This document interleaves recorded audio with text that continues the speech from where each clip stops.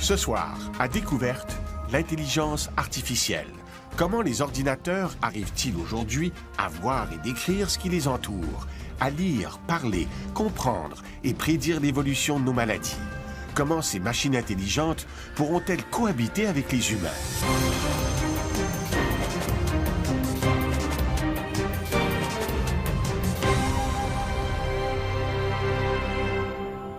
L'intelligence artificielle est sur une nouvelle lancée que rien ne semble pouvoir arrêter.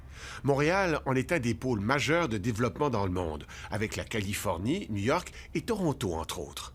Cette quête de l'intelligence artificielle ne date pas d'hier, mais les nouvelles capacités d'apprendre des ordinateurs nous laissent croire que le rêve de développer des systèmes intelligents est maintenant possible.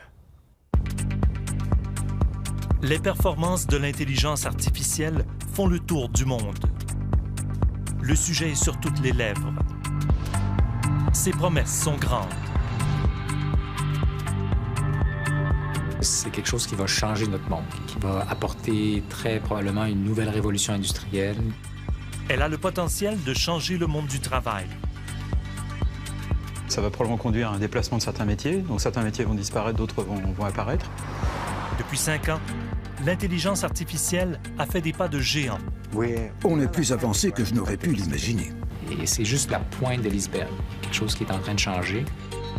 Que nous réserve cette nouvelle conquête de l'intelligence artificielle?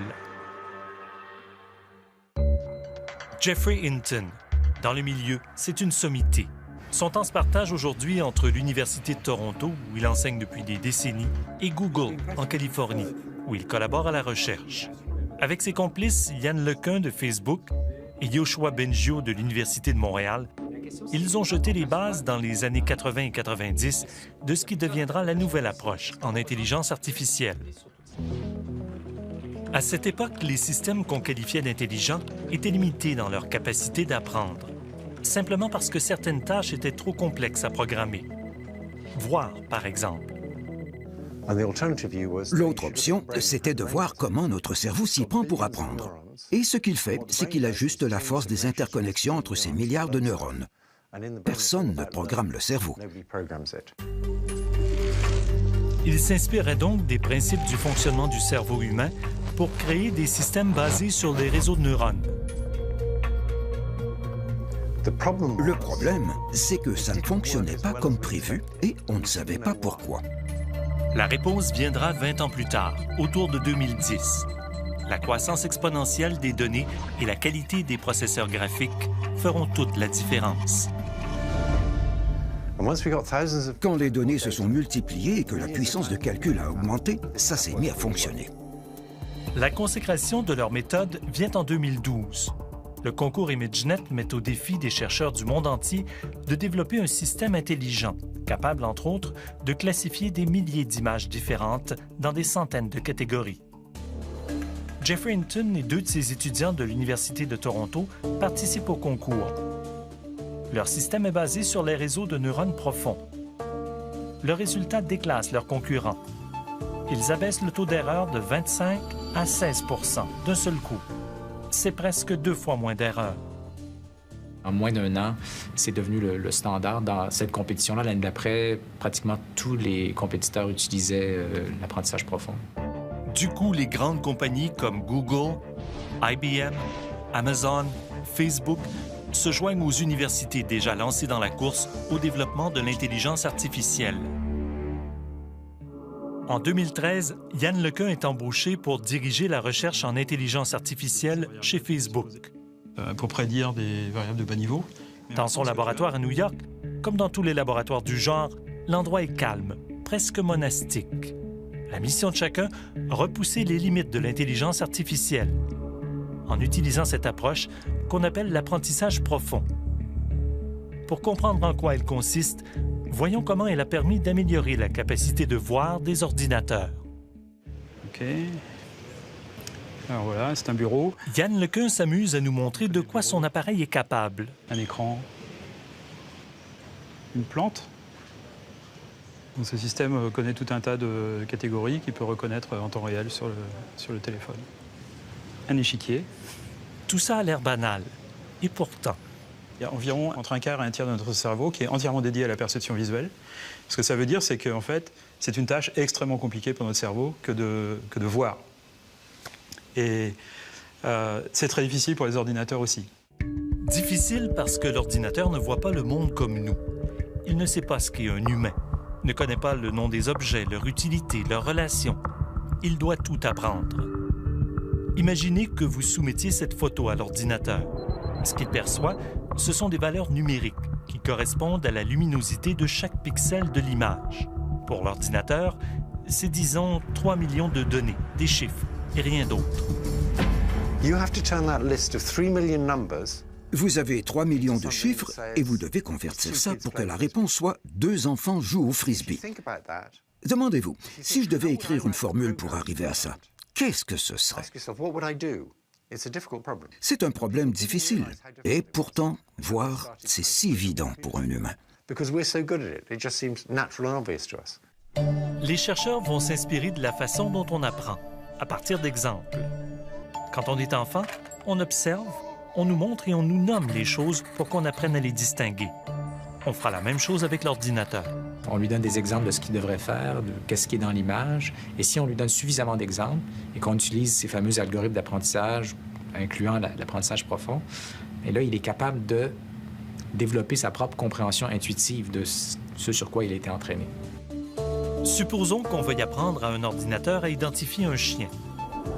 Le problème, c'est qu'il y a une grande variété de chiens, de taille, de position. On peut les voir en entier ou en partie. Comment l'ordinateur pourra-t-il s'y retrouver? Alors ce qu'on fait, c'est que on se repose sur le fait que les données naturelles, les images en particulier, ont une propriété qu'on appelle compositionnalité. C'est un mot un petit peu savant, mais ce que ça veut dire, c'est que les objets, en fait, sont constitués de parties. Les parties de ces objets sont constituées de motifs, et ces motifs sont constitués de petites formes très simples, etc. Pour que l'ordinateur puisse apprendre à reconnaître un objet, on doit d'abord l'entraîner. Si on reprend notre exemple du chien, on lui soumet en phase d'apprentissage des milliers d'images, toutes étiquetées, où on lui dit « Ceci est un chien ». L'ordinateur analyse toutes les images à travers ses algorithmes d'apprentissage qui forment un réseau de neurones artificiels disposés en couches. Les premières extraient des motifs simples, les dernières des motifs plus complexes. Quand la machine s'entraîne, elle découvre elle-même, automatiquement, ces motifs et ces concepts intermédiaires qui sont nécessaires pour la reconnaissance de bout en bout. Une fois que l'ordinateur a trouvé sa stratégie pour reconnaître un chien, il sera capable d'en repérer un dans une image qu'il n'a jamais vue auparavant. Le système devra aussi apprendre à repérer dans l'image où se trouve l'ensemble des objets qu'on lui a appris à reconnaître. Il devra aussi apprendre à détecter les contours de chaque objet. C'est cette idée de construire ces systèmes à plusieurs couches qu'on appelle l'apprentissage profond, ou deep learning en anglais. Et c'est ça qui a fait le secret, en fait, ce qui fait que maintenant on entend parler de voitures autonomes et d'intelligence artificielle, c'est cette raison-là.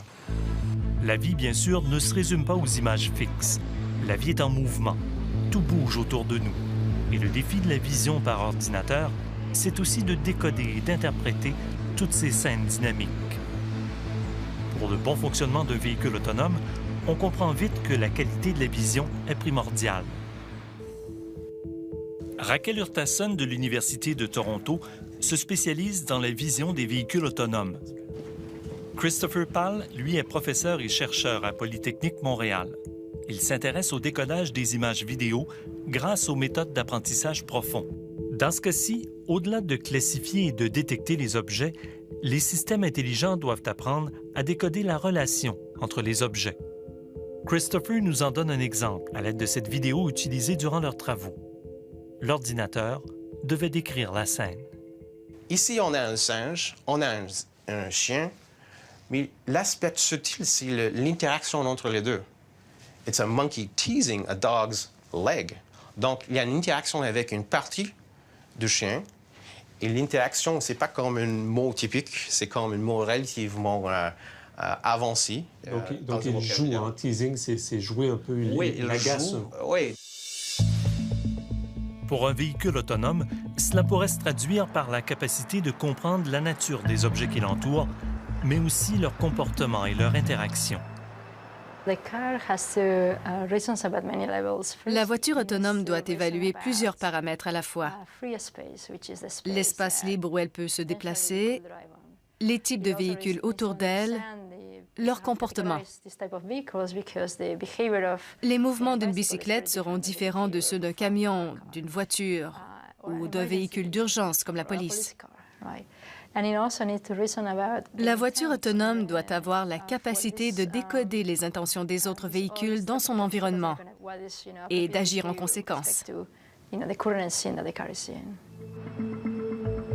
C'est tout un défi parce que cela implique qu'on puisse prédire la scène qui va suivre celle qu'on observe. La trajectoire d'un véhicule ou le mouvement d'un piéton. Cela paraît simple, mais pour un ordinateur, c'est une tâche difficile. Quand on conduit, la prédiction est importante. Si on veut réagir à temps, on a besoin d'évaluer ce qui va se passer et quand ça va se passer. L'équipe de Christopher Paul s'intéresse aussi au mouvement du corps.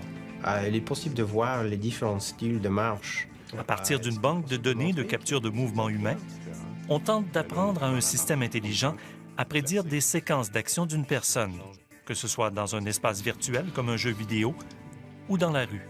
Il y a une certaine probabilité pour chaque piéton de continuer, de faire quelque chose d'abrupt. Et notre capacité de détecter ce genre de changement dans les mouvements des piétons influence la possibilité de mieux contrôler les voitures et de réduire les accidents, de faire les prédictions comme le genre de choses qui est associé avec les humains. 5 ans seulement après le concours d'ImageNet, l'apprentissage profond a ouvert les yeux de tous sur les possibilités de l'intelligence artificielle. Quant à la vision, l'ordinateur atteint aujourd'hui de bonnes performances dans des tâches spécifiques. Mais pour le reste, il y a encore beaucoup de travail à accomplir.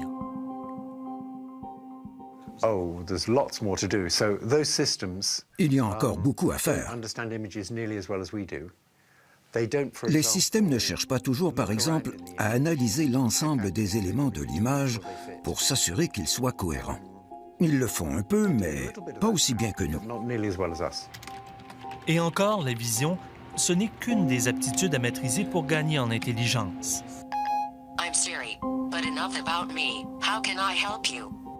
Il faut aussi que les ordinateurs apprennent à parler, à communiquer et à comprendre ce qu'on leur dit.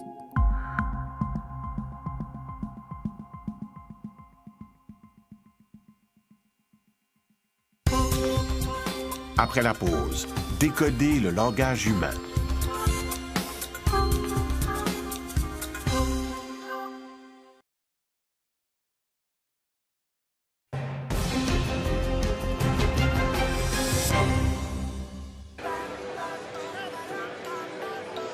Janvier 2017, Las Vegas accueille le Consumer Electronics Show, le grand rendez-vous du gadget.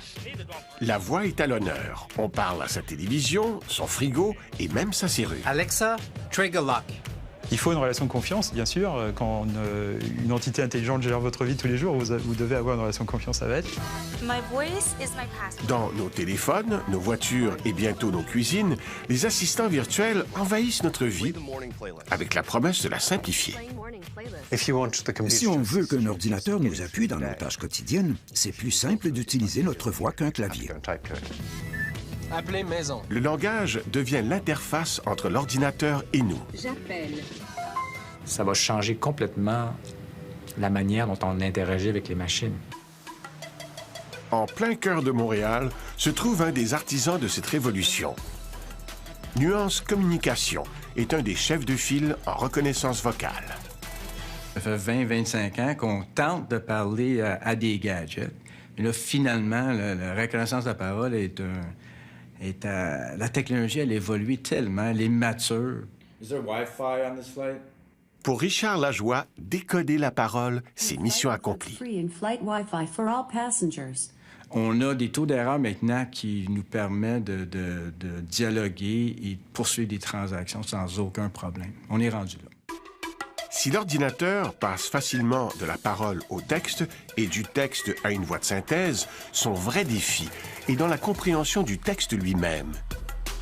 Il faut maîtriser un vocabulaire, comprendre l'intention, poser des questions. Pour éviter les dialogues trop complexes, mieux vaut exécuter des tâches simples.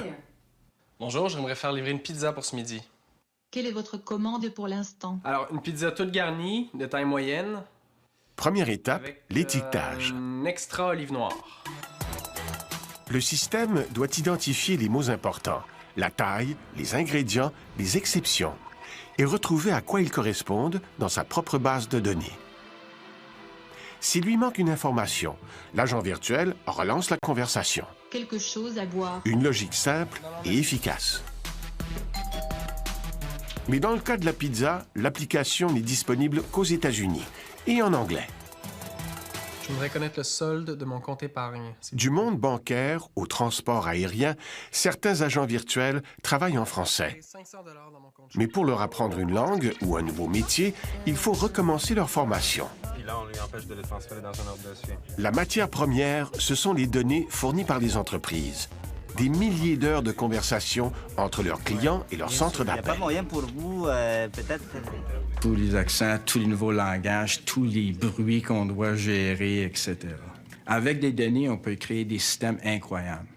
Sans données, c'est beaucoup plus dispendieux à créer les systèmes et ils ne sont pas aussi performants. Alors nous, les données, là, c'est de l'art. Grâce à ces données, le système apprend les différentes manières de formuler une même requête. Il se construit un vocabulaire. Après quelques semaines, il est prêt pour le travail. Mais son champ de compétences reste limité.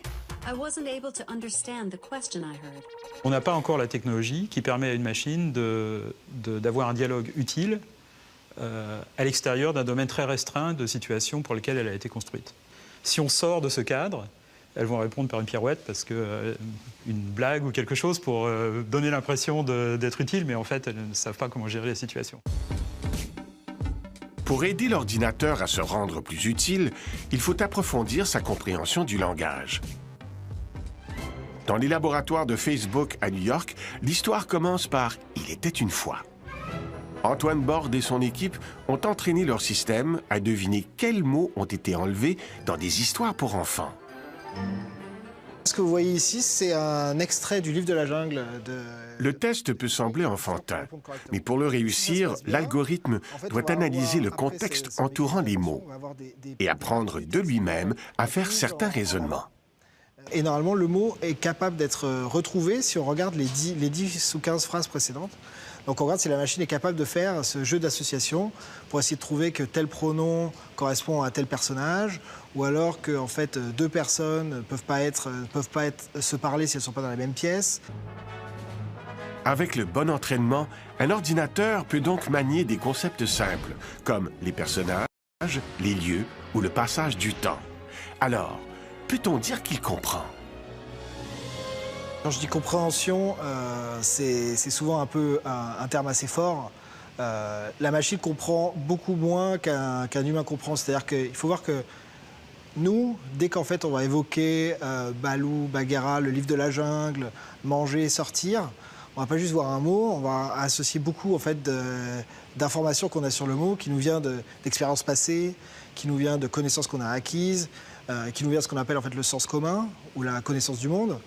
Ça, la machine n'en a pas du tout. Pour contourner le problème, l'entreprise montréalaise Malouba veut familiariser la machine avec notre quotidien. Ce qu'on veut faire, c'est qu'on veut vraiment construire des algorithmes qui puissent faire du question answering, donc de la réponse aux questions. Et pour faire ça, il nous faut des données, des jeux de données qui ressemblent plus à des situations réelles, où on peut avoir des articles CNN. Ici, on va voir que ça, c'est un article vraiment très long. En utilisant des textes de nouvelles, la petite équipe a créé plus de 100 000 questions-réponses écrites et validées par des humains.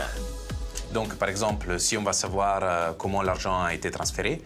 L'objectif d'Alessandro Sordoni, c'est de vous éviter de lire un texte entier, comme cet article concernant un transfert d'argent vers l'Iran. fait la réponse. L'algorithme doit regarder au-delà des mots-clés pour dénicher sa réponse. En fait, la réponse ne va pas contenir des mots-clés comme transféré. Et donc, l'algorithme, il faut qu'il fasse justement des ponts sémantiques entre transféré et le fait que l'argent a été justement envoyé par avion. Faire des ponts entre les idées. Cette prouesse a attiré l'attention de Microsoft, qui a récemment acheté Maluba. Pour les chercheurs, c'est un moyen de poursuivre leur rêve, celui d'une véritable intelligence artificielle. S'il lit un texte d'échecs, il ne sait pas jouer aux échecs, bah justement, pourquoi pas? Je veux dire, pourquoi pas? Pourquoi pas arriver à construire un algorithme qui peut apprendre par le langage et dont nous, les humains, on peut lui apprendre par le langage. Donc ça, c'est sûr que c'est une étape importante. Un peu le but un peu de Maluba, c'est un peu construire une machine érudite, qui sait en quelque sorte utiliser toute la connaissance qu'on a écrite.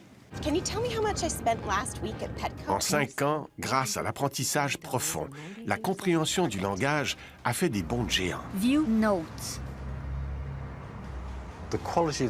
La reconnaissance vocale aujourd'hui est incroyable et les outils de traduction développés par Google et le laboratoire de Yoshua Bengio sont très efficaces. On progresse beaucoup plus vite que je ne l'aurais cru. Ça commence à fonctionner, mais c'est juste les balbutiements.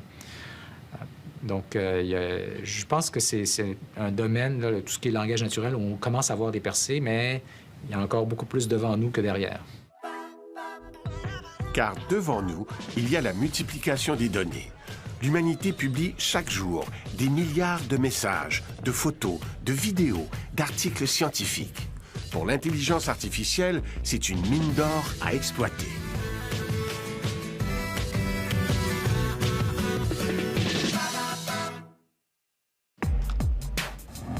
Après la pause, interpréter et prédire mieux que l'humain.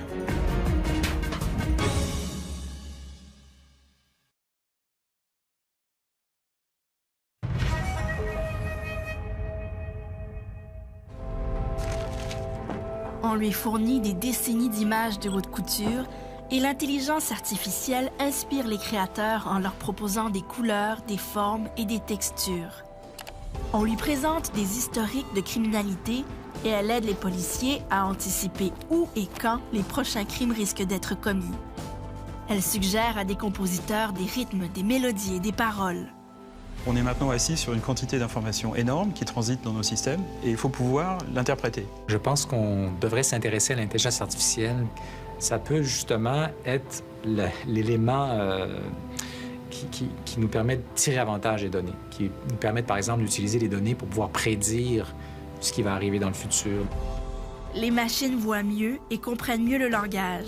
Et surtout, elles apprennent. Mieux que jamais, elles tirent profit des données pour bénéficier des expériences passées, créer et même prédire.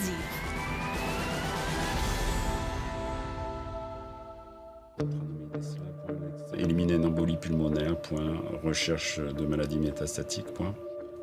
Benoît Galix a vu les images médicales se multiplier d'une manière fulgurante dans les dernières décennies et la tâche de son équipe s'alourdir. On va regarder 20, 30, 40 scanners, par exemple, dans une journée. Chacun va contenir 2000 images. Donc, vous faites le compte. On est obligé de regarder à l'issue de la journée 20, 30 000, 40 000 images. Chacune a une information qui est très complexe. Il cherche quelques pixels anormaux parmi des milliers d'images saines. Est-ce qu'il y a un nodule ici? Est-ce qu'il y a un nodule ici? Peut-être. C'est pas évident. Non loin de là, Nicolas Chapadeau veut faire de Montréal une capitale des entreprises en apprentissage profond. Il a notamment cofondé Imagia. On y forme des logiciels à repérer des lésions au cerveau, aux poumons, au sein, au foie, au côlon. En développement depuis seulement 2 ans, il rivalise déjà avec les meilleurs radiologues. Des nodules au poumon étaient si subtils que les 2/3 des radiologues ne les ont pas décelés. Le logiciel les trouve dans 95% des cas. C'est la beauté de l'apprentissage profond, c'est qu'on n'a pas besoin de spécifier d'avance quelles sont les caractéristiques qui sont les plus importantes. Le réseau le découvre de lui-même. La machine n'est pas limitée à la compréhension humaine du monde extérieur. Il va regarder tout simplement l'ensemble des données qu'on fournit. Il va trouver des patterns qui peuvent être statistiques que l'humain aurait difficulté à formuler. Et à ce moment-là, le nombre de caractéristiques que la machine peut trouver sur un nodule pulmonaire, on peut parler de milliers de caractéristiques. Pour y parvenir, le logiciel s'entraîne sur des radiographies dont le diagnostic est connu pour se forger une expérience qu'aucun humain ne peut égaler. L'intelligence artificielle va s'entraîner comme un humain, mais sur des millions d'exemples, non pas des dizaines de milliers. Et il va être capable de tisser des liens entre tous ces cas-là qui lui ont été proposés, un peu plus comme un humain, donc de façon intuitive. En mars 2016, c'est cette intuition artificielle qui a permis à AlphaGo, le logiciel de Google DeepMind, de battre le grand maître de Go, Lee Sedol. AlphaGo a été une surprise pour toute la communauté. On n'attendait pas de victoire aussi éclatante de l'intelligence artificielle pour le jeu de Go avant au moins une dizaine d'années. L'objectif du jeu, contrôler le plus grand territoire par les pierres de sa couleur. À chaque tour, des centaines de coups sont possibles, un nombre d'enchaînements inimaginable et surtout incalculable. Pour l'emporter, AlphaGo devait donc rivaliser avec l'instinct des meilleurs joueurs de Go. Pour chaque coup possible, le réseau de neurones recherchait des motifs, des millions de combinaisons de pierres qu'il avait associées à des situations avantageuses ou désavantageuses.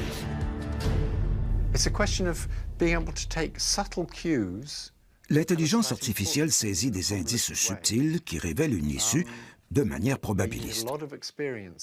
L'humain a besoin de beaucoup d'expérience pour lier ces indices à ces issues, alors qu'un ordinateur peut digérer de gigantesques quantités de données et découvrir ces relations. En comprenant les tendances passées, il devient alors possible de prédire. Prédire le futur d'une tumeur, par exemple, à partir d'un seul scan. Comme AlphaGo, le logiciel d'Imagia peut ainsi déterminer si un nodule au poumon est malin 2 ans avant tout radiologue, avec un taux de confiance de 90%. C'est de trouver à une taille minimale, avec des critères très très précoces, de dire dès le départ, eh bien, la probabilité qu'un nodule qui a cette forme, je ne peux même pas moi l'avoir, c'est des informations qui ne sont pas forcément visibles dans l'image, la probabilité qu'elle soit maligne est élevée. Ici, au Centre universitaire de santé McGill, la bande contient plus de 200 millions d'images, une des plus vieilles en Amérique du Nord. Pour Imagia, des données d'entraînement comme celle-ci permettront de décupler les capacités de prédiction de l'intelligence artificielle. Donc, ce qu'on regarde avec toutes les caractéristiques que peut extraire l'intelligence artificielle, c'est qu'on pourrait aller un peu plus loin que constater un fait. On pourrait prévoir, justement, qu'est-ce qui va se passer en termes de résistance, quel traitement on devrait appliquer à ce patient-là, quelle mutation génétique ce patient-là potentiellement. L'intelligence artificielle prendra toute sa force dans les domaines où on accumule beaucoup de données, comme en sciences par exemple.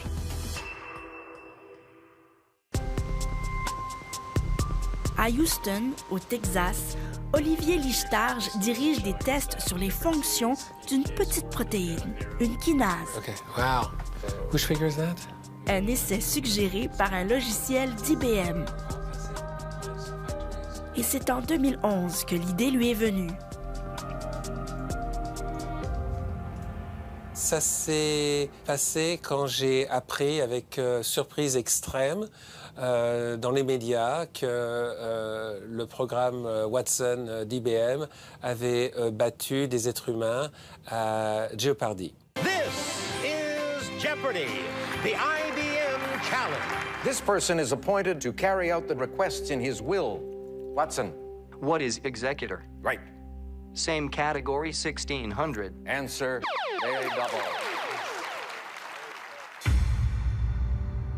La force de Watson, trouver des réponses dans de vastes quantités de textes, des millions de pages d'encyclopédies et d'articles médiatiques. Now we come to Watson, who is Bram Stoker. Donc l'idée au départ, c'était de voir si on pouvait adapter Watson à la biologie moléculaire et si l'adaptation était assez bonne pour pouvoir faire des prédictions qui ensuite s'avéraient être vraies du point de vue dans le laboratoire expérimental. En sciences, il se publie au moins 2 millions d'articles par année. Olivier Lichtage croit que Watson peut l'aider à analyser cette masse d'informations. Il contacte IBM. Au début, j'étais très sceptique. Watson avait été créé pour répondre à des questions simples. Il n'avait pas été conçu pour être un scientifique. L'idée me semblait un peu farfelue.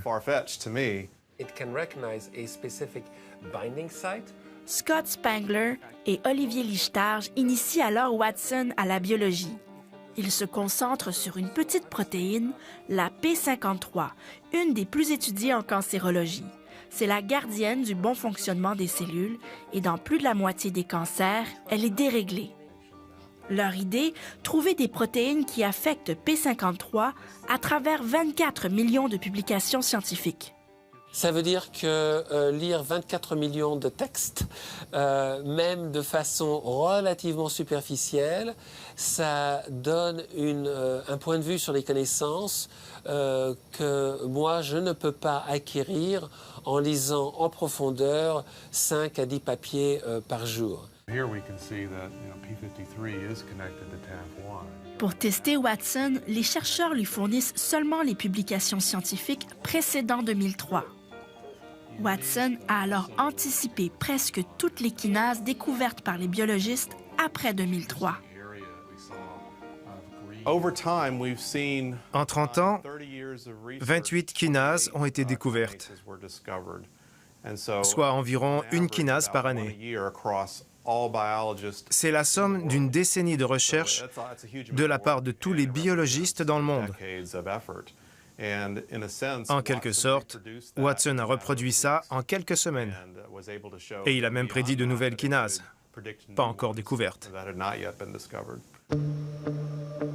Les essais en laboratoire le confirment. 2 des nouvelles kinases proposées par Watson semblent agir sur P53. Vous ressentez ce « aha », ce chatouillement dans l'échine et vous pensez « waouh, j'ai trouvé quelque chose ». Je n'arrivais pas à croire que Watson pouvait voir ça. J'ai alors réalisé que nous détenions quelque chose, un outil puissant, capable de lire la littérature et voir au-delà de ce qui était écrit. Watson fait à présent de la recherche en génomique, en neurosciences, en pharmacologie. Il aide aussi les oncologues à choisir les meilleurs traitements. Et chez Imagia, un premier logiciel d'aide à la détection de cancer du poumon vient d'être soumis à Santé Canada. Est-ce qu'il y aura un basculement, un changement de pratique total? Ça ne sera pas d'un coup, ça sera progressif. Mais il est clair que mes résidents aujourd'hui qui commencent la radiologie, moi je l'ai commencé il y a 25 ans, ne feront pas le même métier dans 15 ans que celui que nous faisons aujourd'hui. Cette nouvelle intelligence est capable de prouesses, mais encore dans des tâches très spécifiques.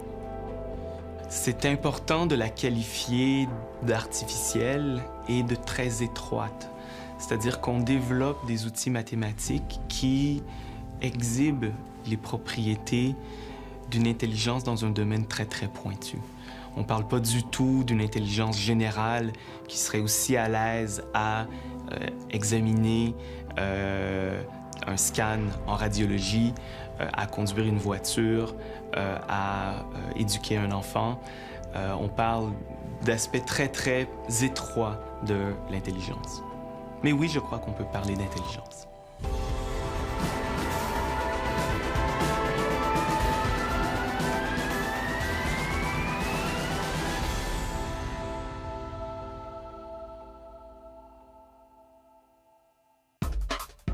Après la pause, la cohabitation machine-humain.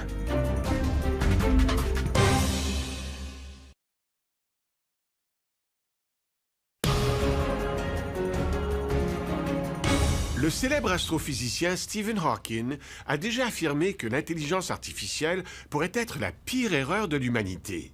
Il craint que les machines intelligentes se développent d'elles-mêmes à un tel rythme qu'elles pourraient éventuellement supplanter les humains.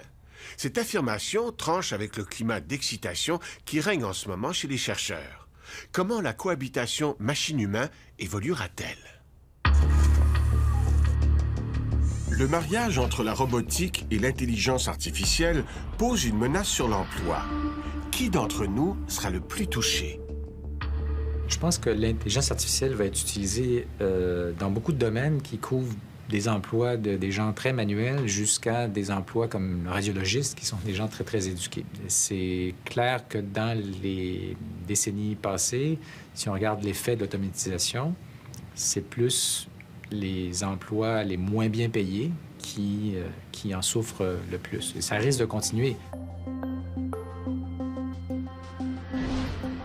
Ce qui fait que c'est peut-être un petit peu différent par le passé est dû à l'accélération du progrès technologique, vu qu'on est sur une espèce de courbe exponentielle de progrès. Et donc, ça devient de plus en plus difficile, en fait, au niveau des transformations de la société, de gérer ça, parce que les gens ne changent pas aussi vite que la technologie autour d'eux. Il y a une question dont on parle moins, c'est la question de l'utilisation de l'intelligence artificielle pour manipuler les gens. C'est déjà le cas, par exemple, que la publicité nous manipule, mais ça risque de l'être encore plus au fur et à mesure que l'ordinateur a plus d'informations sur nous et puis est plus fort dans son intelligence. On n'arrête pas le développement technologique. Il va se poursuivre coûte que coûte. Mais il faut qu'il soit encadré par les gouvernements, qui, eux, doivent veiller au bien-être de tous. Plus performant, plus intelligent, l'ordinateur éclipsera les capacités intellectuelles de l'humain. Alors, que nous restera-t-il? Quelle sera notre expertise face à l'intelligence artificielle? Je pense que pendant longtemps, on ne voudra pas donner à l'ordinateur une tâche qui requiert de l'humanité. Donc, tout ce qui concerne les relations entre les personnes, s'occuper des gens malades, des enfants, des personnes âgées. Donc, c'est l'authenticité de la communication humaine, en fait, qui est irremplaçable dans l'automatisation. Il n'y a pas d'intérêt à aller à un concert de jazz si le musicien est une machine, parce que le jazz, c'est la communication de l'émotion en direct, à travers l'improvisation. Les robots sont voués à interagir avec nous. Pour maintenir l'harmonie, devrait-on leur inculquer des valeurs universelles, des valeurs humaines? Mais en fait, les intelligences des ordinateurs seront très très différentes des intelligences humaines dans leur motivation. On peut construire leur motivation en particulier pour que leur motivation soit alignée avec les valeurs humaines et non pas en opposition avec les valeurs humaines. Et on peut construire ces machines pour qu'elles n'aient pas d'ambition, pour qu'elles n'aient pas de l'instinct de survie, pour qu'elles n'aient pas l'envie de devenir violentes si elles se sentent menacées, pour qu'elles ne se sentent pas déçues si on a envie de les éteindre. Mais quand on met au point des ordinateurs intelligents, ils ne sont pas programmés par l'évolution. Ils n'auront pas un instinct de survie qu'ils vont essayer de se défendre contre nous. Ils vont faire ce que nous, on aura décidé dans leur programmation, dans les objectifs qu'on aura décidés pour eux. Donc, ce n'est pas du tout la même situation. L'idée d'une intelligence artificielle devenue mal intentionnée a maintes fois été exploitée par la science-fiction. L'humain ne risque-t-il pas d'être un jour soumis à l'intelligence artificielle? Et il y a quelque chose qu'il faut essayer de comprendre, c'est que il y a une espèce de peur qui vient de la science-fiction, de Hollywood, etc., qui tend à suggérer que les machines intelligentes voudront contrôler le monde. Mais en fait, c'est une projection des qualités et défauts de l'intelligence humaine vers les ordinateurs qui, en fait, ne devraient pas être faites, en ce sens que on a du mal à imaginer une intelligence qui ne soit pas humaine, c'est-à-dire qui n'ait pas les mêmes qualités et défauts que l'intelligence humaine. Mais en fait, les intelligences des ordinateurs seront très très différentes des intelligences humaines dans leur motivation. Donc, on s'imagine qu'une intelligence supérieure qui viendrait de l'intelligence artificielle, peut-être, ne serait pas fine avec nous. Mais tout ça, c'est des projections psychologiques et un peu viennent du fait qu'on a été programmé par l'évolution pour veiller à notre survie, puis à se défendre en attaquant les autres et en agissant pour notre survie personnelle. Mais je pense que beaucoup des craintes qu'on a ne sont pas justifiées. Ça ne veut pas dire qu'on ne doit pas rester aux aguets puis réfléchir aux dangers possibles. Et c'en est une intelligence qui perd le contrôle, qui devient nuisible. Mais je ne le vois pas comme pressante, en tout cas, comme question. L'armement autonome, ces robots capables de choisir une cible et de l'éliminer, soulève des questions éthiques. Faudrait-il encadrer l'usage de l'intelligence artificielle pour éviter des dérapages? Il y a, je pense, un parallèle qu'on peut faire avec les biotechnologies. Dans les années 70, les biologistes ont réalisé qu'ils pouvaient commencer à modifier le génome d'êtres vivants. Donc on s'est interdit de faire certaines choses, comme par exemple modifier le code génétique humain et produire des humains modifiés. Alors on n'en est pas à ce niveau-là avec l'intelligence artificielle, dans le sens que c'est probablement pas potentiellement aussi dangereux, en tout cas certainement pas pour l'instant et certainement pas pour les décennies qui viennent. Mais c'est quelque chose auquel il faut réfléchir. Il ne faut pas, bien sûr, ne pas jouer avec le feu et réfléchir avant que le problème ne se pose de manière urgente.